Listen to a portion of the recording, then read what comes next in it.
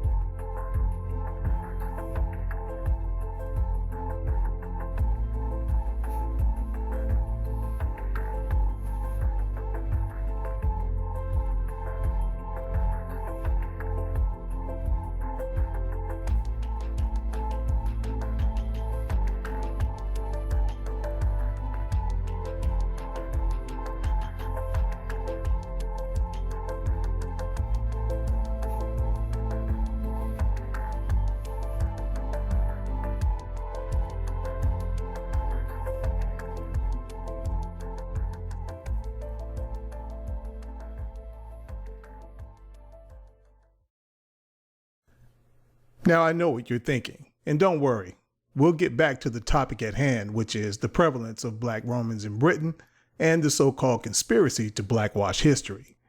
But first, I thought it important to make clear that blacks were players on the world stage long before civilization or the Romans even came to Britain. And there was a time in scholarly work when stating so didn't attract ridicule or negative publicity among other historians or institutions of higher learning. In fact, before getting to the real heart of the matter, which is hypocrisy, let's look at a few examples. As you'll see, though some didn't seem to care either way, some weren't exactly friends of black people, much less a part of some conspiracy to blackwash whites out of history and replace them with blacks.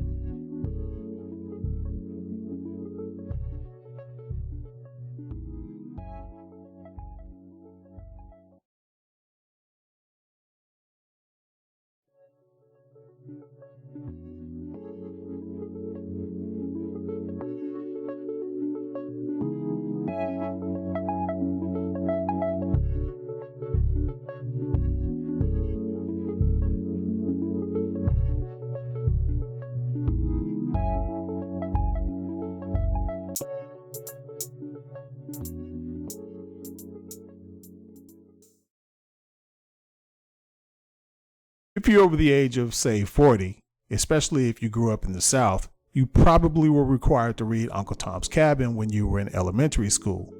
If you're black, you've probably heard the name Uncle Tom used as a derogatory insult towards those that are viewed as sellouts or cowards. This is because in the Western version of the book, and of course that's code for American version of the book, the character Uncle Tom was changed and written as just that, a coward. However, this was not the case in the original version, which was lauded by great men such as W.E.B. Du Bois, who said the following: "Thus, to a frail, overburdened Yankee woman with a steadfast moral purpose, we Americans, both black and white, owe our gratitude for the freedom and the union that exists today in these United States." Those high-praising words were directed at Arthur Harriet Beecher, who received immense pressure to change the book to suit American readers. As it would turn out, the original Uncle Tom was a hero, willing to give his life to protect escaped slaves. This is a very different narrative than the one we were taught in school in America. The book was also an inspiration to freedom movements around the world and influenced the 1861 emancipation of the serfs, and later inspired Vladimir Lenin, who recalled it as his favorite book as a child. Bizarre to think this is the same book that was changed to suit American readers, and whose main character's name went on to become an insult in the black community for generations to come.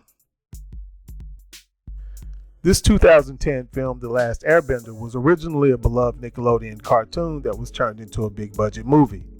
It's about a fictional Asian-inspired tribe called the Water Tribe. Unlike the original work, the entire cast of heroes in the movie were all white. On this particular subject, we have the very definition of adding insult to injury, because all of the actors of color in the film were cast as villains or merely served as extras.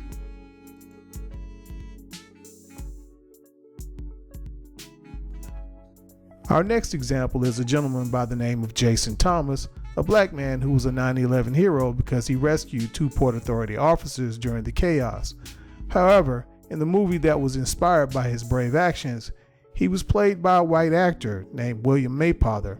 Yeah, I know I may have desecrated that man's name, but anyway, just think about it. This isn't some person from ancient times where there's some debate over his race or ethnicity, like, say, Hannibal. This is a young man who saved lives on 9/11, and he was played by a white man. This man actually had the experience of seeing a white man playing him in a movie. At best, this had to be weird. This is certainly an indication that even a currently living black person can be whitewashed by Western media without them even missing a step, other than to make some lame excuse that basically amounted to, "Oops, our bad." Say what you will about the controversy surrounding Jackson's change in skin tone, he was definitely a black man. But even more than that, he was vehemently against the idea of a white actor being chosen to depict him in the movie. So here you have a living black man expressing his disapproval of a white man being chosen to portray him in a movie, and the movie producers just decided to proceed with a white actor regardless. I would say that's whitewashing along with a dash of blatant disrespect. It's almost like the decision was made to make some sort of point. Thankfully, the family got involved and the project was canceled. Apparently, a Hollywood executive suggested Julia Roberts to play Harriet Tubman.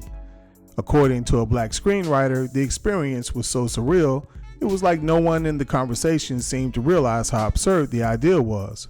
The way he described the mood in the room, no one even flinched at the suggestion until he challenged it himself, reminding everyone that Harriet Tubman was black, not white. Think about that. They were prepared to do this even though they know everyone living today knows Harriet Tubman was indeed a black woman. Okay guys, we're going to go ahead and wrap it up right here. I'm sure that you and I both know that on this subject, we could go on for hours. So look, these guys are crying about how they're seeing black people playing the roles of people that they think were white or just weren't black or whatever. And look, the only thing we can say is hey, welcome to our world. We've been watching this all of our lives. So, hey, it is what it is. And as far as people trying to tell lies, I think that's the suggestion that, people are trying intentionally to put black people in places in history where they should not be. Hey, look, at worst, you may get someone, a scholar, whether they be black or white, because there are some honest white scholars out there who are willing to tell the truth, even though they know in many cases they're going to get a lot of backlash. Look, the lies were told. So in unraveling those lies, sometimes someone may make a mistake. Look, we're all human. So I'm not going to sit here and tell you that in trying to unravel all these lies that have been told about black people and specifically black Africans and the roles that they played in history, we all know that we were black people intentionally erased out of history.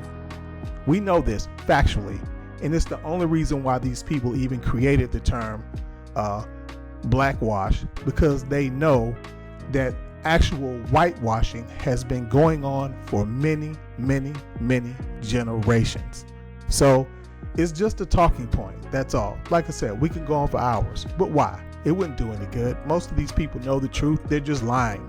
They're just straight up lying. They're not saying what they're saying because they believe it. Most of them, some of them are, but most of them are just lying. They're liars. So I didn't mention the name of the YouTuber or the title of his video. The purpose was not so that people can go to his video and harass him. That is not the purpose. I think we're all intelligent enough to know what my purpose is here. So these types of videos are a dime a dozen.